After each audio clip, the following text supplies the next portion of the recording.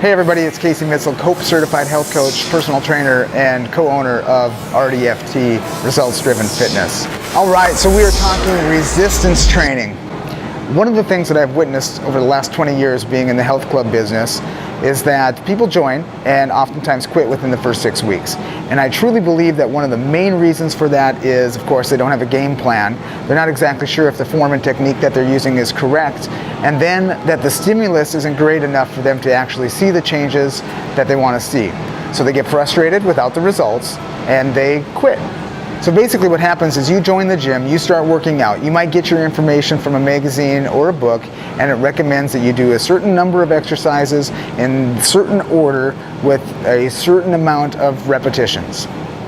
Now the problem with that is that it doesn't give you a whole lot of information about what kind of weight to use.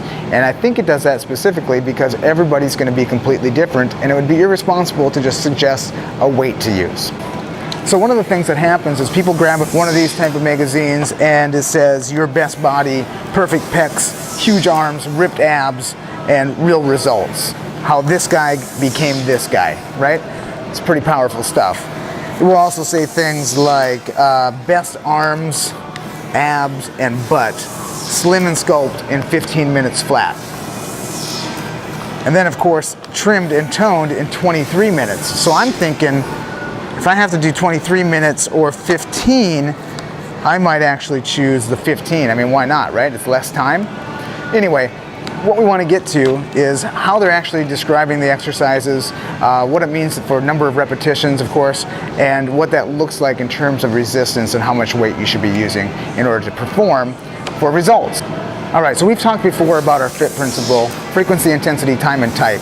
And we'll get a little bit more into that and how you can put together your routine based on those principles. But as we dig into this magazine right here and we see our first circuit of exercises and how they should be performed, the thing I do like about this is it just says do as many reps as you can in 30 seconds. And then what that's going to allow you to do is also have a progressive pattern where one day you might be able to get 15 push-ups or pencil squats or tap-ups, and then the next week you might be able to get 16 and 17 and so on and so forth. So the 30-second timer is actually one of my preferred methods here at our gym, and we like it because everybody can start at the same time, and then of course everybody stops at the same time. Now the number of repetitions can be different, so therefore the intensity is different for everybody, but according to their goals and what they want to accomplish. All right, next we get into this magazine right here. This is a 23-minute one. And what they're showing here is, and actually this is a good example of what I'm talking about as far as misconceptions on weight intensity. Now the time isn't that important because you actually can do some really great work in that amount of time. So that's insignificant. That gets into our frequency, intensity, time, and type. The 23 minutes would be the amount of time that you're going to spend doing it. So that actually fits into our protocol. But what I'm seeing here is the amount of weights that this individual is doing for each exercise is a little bit skewed because there's some heavier movers here that can be done with higher resistance, and therefore it's not going to give the person the stimulus that they require, and it's not going to allow the muscles that they're truly trying to activate to really take over. So this one is definitely one that can cause some challenges and frustrations for people as they go in and do this routine. They're going to do an overhead tricep extension with the same weight that they do a deadlift row. Two completely different movements, small body parts versus large body parts, and using the 2.5 pound weight just isn't going to cut it for somebody who wants to see results. All right, this one right here, your best body. Perfect pecs, huge arms, ripped abs, and real results. All right, so we're just going to go right to the workout here, and this is going to be a good demonstration of the frustrations that my clients have before they come to me to get help with personal training and their own resistance training program. So what this says here is the exercise and then how many repetitions they should be doing. So here we have an incline barbell press, 10 reps, plyometric clap push-up for 5 reps, and then the easy bar curl for 12 reps. Now, what it doesn't do is it doesn't tell us how much weight we should actually use. So I'm going to show you a demonstration on the machines that actually will highlight what I'm really talking about here. All right, okay, good, perfect pecs. Time to get my workout in. All right, looks like I need to do 12 repetitions of chest press. Well, that's easy enough.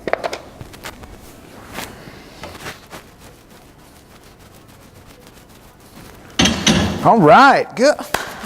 This working out stuff's pretty easy. I don't know what people are talking about. I mean, 12 repetitions, that was no problem. Looks like I had to do 2 more times. I think I can do that. It says I'm supposed to rest about 60 seconds. That's good enough. Let's just go. All right. Man, I tell you what, to have the perfect pecs, this is a small price to pay. This is gonna be great. All right, now, the problem with this is, again, most people coming in for fear of either not having their form down or their technique or not knowing exactly how much weight to use will generally be conservative in the weight. And if you're a novice, then you definitely should be conservative with your weight until you get comfortable with the movements and you're doing it safely. But you still want to create a little bit of stimulus so that your body knows what you're trying to do. So basically this weight right here is not enough for me to perform 12 repetitions. So what I'm looking for when I accomplish my 12 to 15 reps with my clients is that we're shooting for a high end of 15, that we can't get any more. With that weight I could have done probably 30, 40, 50, maybe 100 repetitions at that particular weight. So if I stop at 12, I really haven't accomplished any kind of a stimulus. So I see people do this all the time. They have a program.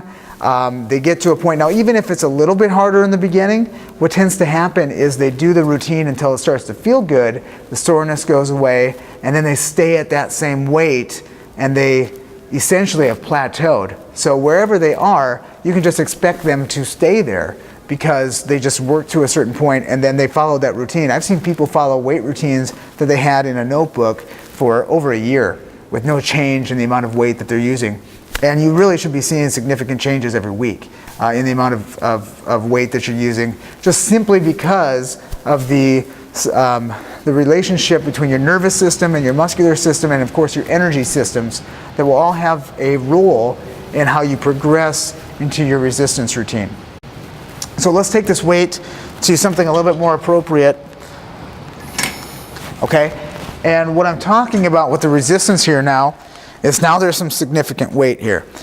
So we go through our form, and one of the things we always want to make sure we're doing is using a good safe range of motion and keeping that core nice and tight.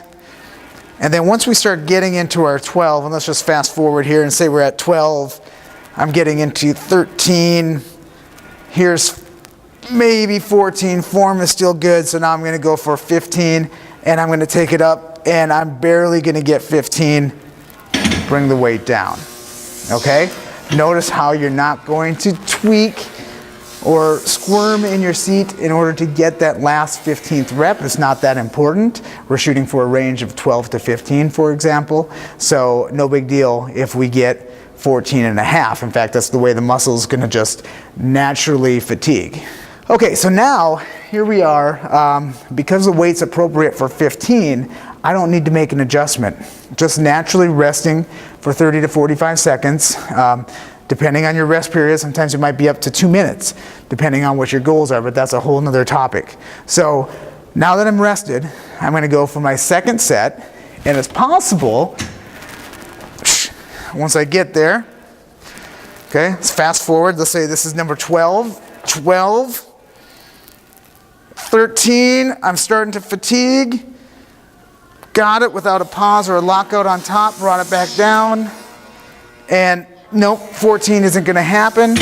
I safely bring it down. So again, within my rep range, I'm gonna rest my period of time here, and then I'm gonna go into my third set. So the number of sets is your intensity as well. So whether you do 3 sets of 12 to 15, or 2 or 8 sets, or whatever your goal is, then that's basically what it is. But now, as I get into my third set, it's possible I might finish around 12 or 13 again, which is totally fine. So that resistance is going to be now an appropriate amount of resistance that I can do safely and effectively for the rep range that I'm shooting for.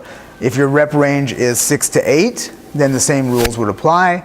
If you're going into extreme power, then it might be 3 to 4 repetitions for your set.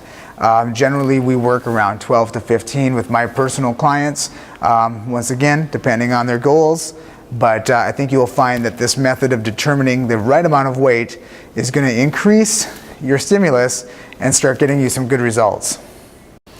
So one of the other things I want to discuss is making sure that you're keeping constant time under tension on those muscles. So there's really no locking point on top, because essentially in this position, if I pack my shoulders out and lock my elbows, I can hold this position for a very long period of time. Okay, so any time that I don't have the muscles under tension, then essentially it's a rest. And when what we want is constant stimulus on the muscle, I'm coming down here, I'm getting my good rep in, lock out on top, and I'm resting. Okay, just that rest by itself is going to skew the number of repetitions that we're shooting for, because essentially we're resting. Okay, so what I really want to see is nice, consistent, fluid motion without locking the joints, with no pauses on top or on the bottom. Okay, and the timing that you use, whether you go 4 seconds up, 8 seconds up, 2 seconds up, 1 second up, there's all kinds of variables for that as well. Again, another topic that we're not going to get into. This is going to give you plenty of information to get started.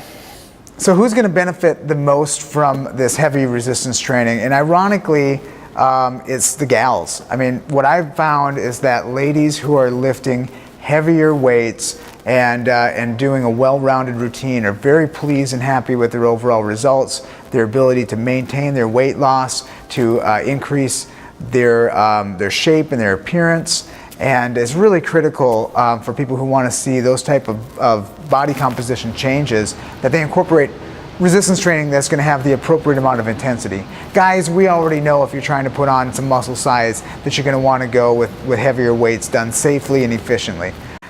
So hopefully you got some great information that you can take with you to your workout tomorrow. Start implementing it right away, increase the appropriate amount of intensity for your workouts.